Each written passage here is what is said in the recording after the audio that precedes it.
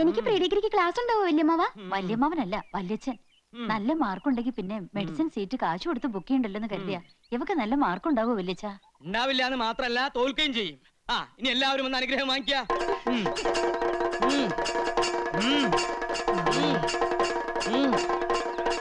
നീ എവിടെയായിരുന്നു? വല്യച്ഛൻ നിന്നെ അന്വേഷിക്കുകയായിരുന്നു. അനുഗ്രഹം വാങ്ങിക്കുക. എന്താ അകന്ന് നിൽക്കണേ? അടുത്ത് വരിക. വല്യച്ഛന് പോകാൻ സമയമില്ലേ? ഇനി അടുത്ത ആഴ്ച വരുമ്പോ അനുഗ്രഹം മേടിക്കാം. കുഞ്ഞിക്കാവിനോട് ഞാൻ പറഞ്ഞില്ലേ ഇവിടെ ചിലർ അനുഷ്ഠാനങ്ങൾ തെറ്റിക്കുന്നുവെന്ന്. ഇയാളെ കുറിച്ച് നമുക്ക് ചിലത് പറയാനുണ്ട്. ഇങ്ങോട്ട് മാറിക്ക. നമ്മുടെ ജ്ഞാനദൃഷ്ടിയിൽ ചിലത് വെളിപ്പെട്ട് കഴിഞ്ഞു. അത് കേട്ട് നിങ്ങൾ ആരും ഞെട്ടരുത്. നാം ആരാണെന്ന് മനസ്സിലായോ? കാലിന്റെ മുടന്ത് കണ്ടില്ലേ? ഇത് ചെറിയച്ഛനാ. എന്റെ ഭദ്രകാളി, ചെറിയച്ഛൻ വല്ലാതെ കോപിച്ചിരിക്കുകയാണല്ലോ. ഇപ്പൊ ഞങ്ങൾ എന്താണാവോ ചെയ്യേണ്ടത്? ജീവിച്ചിരിക്കുമ്പോൾ തന്നെ ഈ വല്യച്ഛൻ എന്റെ ശത്രുവായിരുന്നു. ഇപ്പൊ എന്റെ ആത്മാവ് കുടിയിരിക്കുന്ന എന്റെ കൃഷ്ണനെ തള്ളി പറഞ്ഞാൽ ഞാൻ സഹിക്കില്ല. ഈ വല്യച്ഛൻ ചെറിയച്ഛനോട് മരിച്ചതിന് ശേഷവും പക തീർക്കുകയാണ്. എന്നോട് കളിച്ചാൽ എല്ലാത്തിനെയും ഞാൻ സംഹരിക്കും. ഈ വല്യച്ഛൻ ആരാ സംഹരിക്കാൻ? മുത്തശ്ശി, ഞാൻ എവിടെയാണ്? ഓർമ്മയില്ലാതെ എന്തൊക്കെ എന്റെ ദേഹത്ത് എന്തോ കൂടിയ പോലെ. അമ്മ അല്ല വലിച്ച പുറക്കണേ. തൽക്കാലം ഞാൻ നിന്നെ വിട്ടിരിക്കണു. കരിക്ക് കൊണ്ടുവരിക. എനിക്ക് പോകാൻ സമയമായി.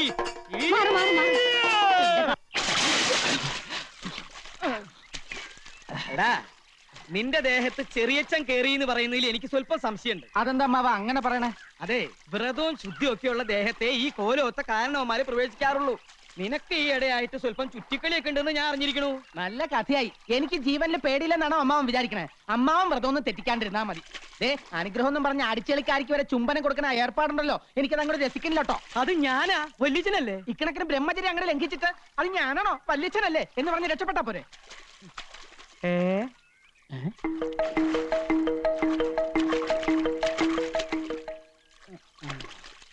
കണ്ടോ, സ്ത്രീകളെ കാണുമ്പോൾ ഈ നോട്ടം തന്നെ ശരിയല്ല.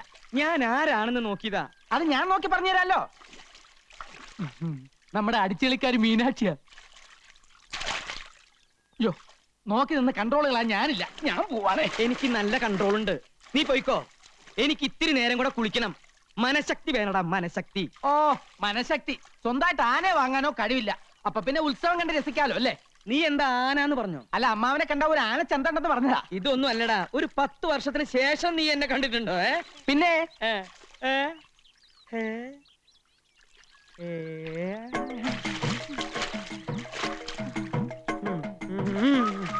മനഃശക്തി തരണേ.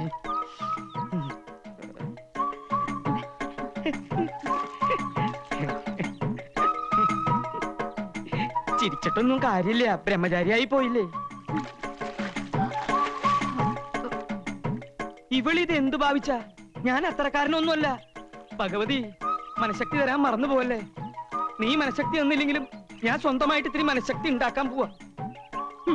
കിട്ടില്ലോ, കിട്ടി.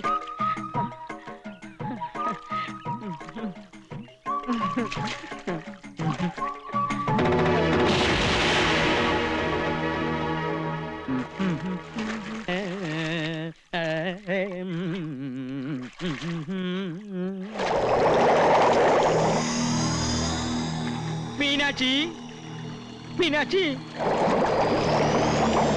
ഒന്ന് പൊങ്ങു മീനാക്ഷി. എനിക്ക് പ്രഷറുള്ളതാ.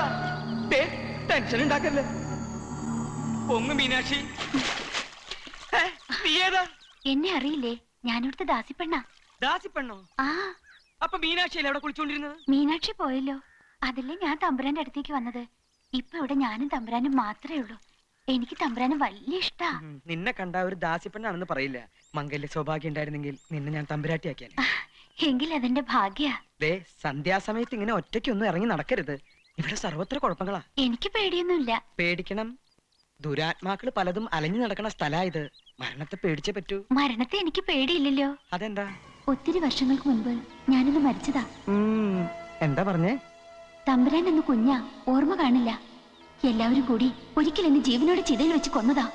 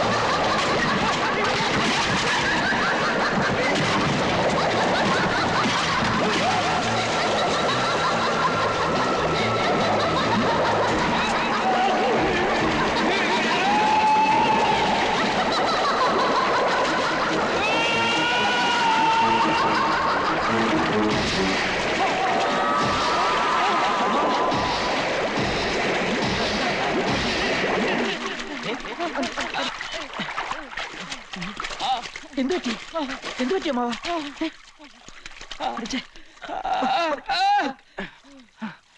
എന്താ എന്താ ഇവിടെ ഒരു ബഹളം? എന്തു പറ്റി എന്റെ രാമന്? അയ്യോ കൃഷ്ണ, എന്താ പറ്റിയേ? എനിക്കൊന്നും അറിയില്ല മുത്തശ്ശി. ഞാൻ കുളി കഴിഞ്ഞ് നേരത്തെ പോയി. പക്ഷെ അമ്മാവൻ കുളിക്കുമ്പോ തൊട്ടപ്പുറത്ത് നിന്ന് ദാസി പെണ്ണുങ്ങൾ കുളിക്കുന്നുണ്ടായിരുന്നു. ഇനി ദുർബല നിമിഷത്തിലെ ബ്രഹ്മചര്യം വല്ലതും. ചതിച്ചോ ഭഗവതി?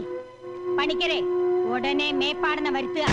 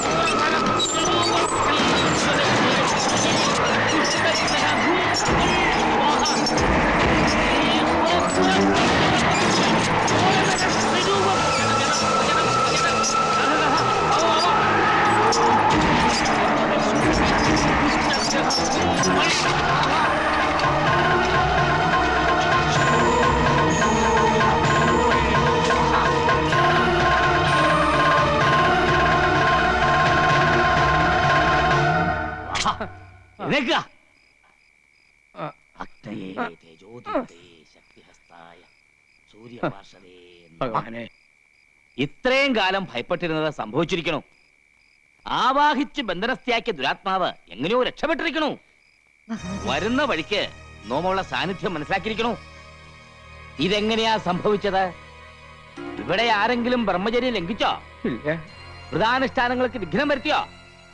കണ്ടില്ലേ, ജപിച്ചു കെട്ടി ഏലസ് പോലും നഷ്ടപ്പെടുത്തിയിരിക്കണു. കൈയും കെട്ടി നീട്ടുക. ജീവൻ തിരിച്ചു കിട്ടിയത് ഏതോ മഹാഭാഗ്യമെന്ന് കരുതിയാ മതി. ഈ കുടുംബത്തിനെ ആപത്തിൽ നിന്ന് രക്ഷിക്കാൻ മേപ്പാടിനെ പറ്റൂ. തമ്പുരാട്ടിക്കറിയില്ലേ, അവളത്ര നിസ്സാരക്കാരിയല്ല.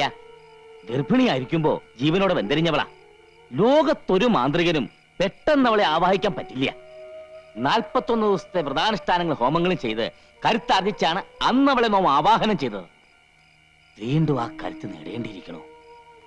ഇല്ലെങ്കിൽ നമ്മെപ്പോലും അവൾ അപകടപ്പെടുത്തിയിരിക്കും. തൽക്കാലം എല്ലാവരും കരുതിയിരിക്കുക. ജപിച്ചു കെട്ടിയ ഏലസ് നഷ്ടപ്പെടാതെ സൂക്ഷിക്കുക.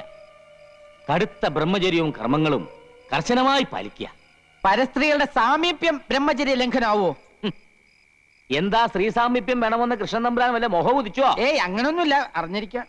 ഈ തറവാട്ടിൽ ഇന്ന് ജീവിച്ചിരിക്കുന്ന അനന്തരാവകാശികളായ 3 ആന്തരികളും കർശനമായി ബ്രഹ്മചര്യം പാലിച്ചേ പറ്റൂ. എന്നെയാ നോട്ടിട്ടിരിക്കണേ. വല്ല ദാസ്യപ്പെണ്ണിന്റെ രൂപത്തിലും ഇനിയും അവള് വന്നാലോ? എന്നെ രക്ഷിക്കണം. പേടിക്കണ്ട. അതിനാണ് മന്ത്രം ജപിച്ച് നാം ഏലസ് തന്നിരിക്കുന്നത്. അവൾ ഏത് രൂപത്തിൽ വേണമെങ്കിൽ പ്രത്യക്ഷപ്പെടുകയോ വേണ്ടി വന്നാൽ സ്പർശിക്കുകയോ ചെയ്തോട്ടെ.